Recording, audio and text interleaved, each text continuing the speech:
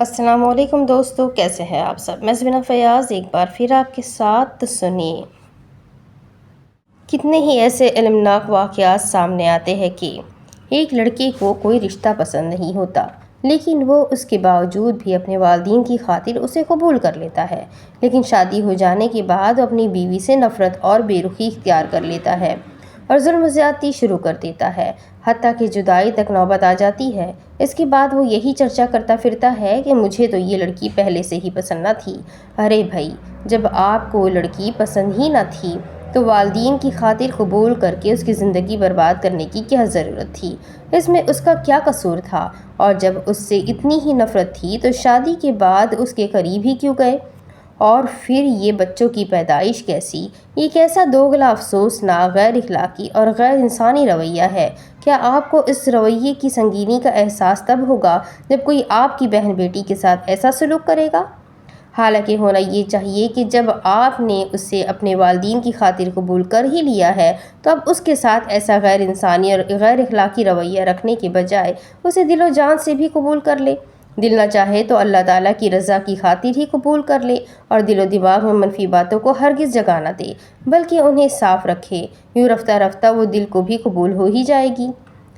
اس حوالے سے جہاں تک والدین کی غلطیوں کا تعلق ہے تو وہ اس تحریر میں مقصود اور زیر بحث نہیں۔ کتنے ہی ایسے جھگڑے اور اختلافات ہوتے ہیں جن میں ہم مرنے مارنے قطع تعلق اور شدید نفرتوں کے فیصلے کر لیتے ہیں، پھر وقت گزر جانے کے بعد ہم سمجھ لیتے ہیں کہ وہ باتیں اتنی اہم نہ تھیں، وہ فیصلے احمقانہ تھے اور بیکار میں وقت اور صلاحیتیں ضائع کی۔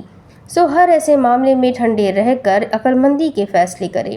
کتنے ایسے واقعات ہیں جن میں نکاح کرنے کی صحیح بنیادوں کو نظر انداز کر کے صرف اس بنیاد پر رشتے کیے گئے تاکہ دونوں گھرانوں کے تعلقات مزید گہرے ہو جائے، لیکن بعد میں میاں بیوی میں ناچاکی و ظلم و ستم اور جدائی تک کی نوبت آ جاتی ہے۔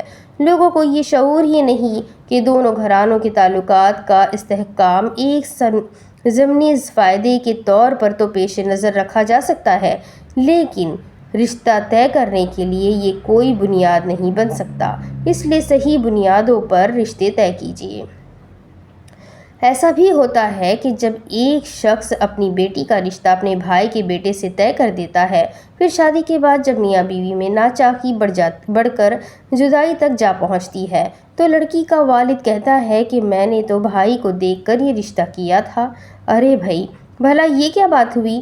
آپ کا بھائی ایک بہت اچھا انسان ہوگا، لیکن آپ کی بیٹی کے ساتھ تو اصل زندگی اس کے بیٹے نے ہی گزارنی تھی۔ اصل تو یہ دیکھنا تھا کہ آپ کا بھتیجا بھی ایک اچھا انسان ہے یا نہیں۔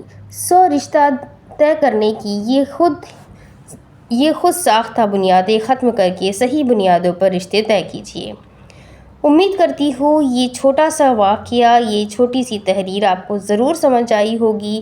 خدا را اپنے بچوں کے اوپر ظلم نہ کرے، ان کی زندگیوں کے ساتھ نہ کھیلے، رشتے صحیح بنیاد پر طے کریں۔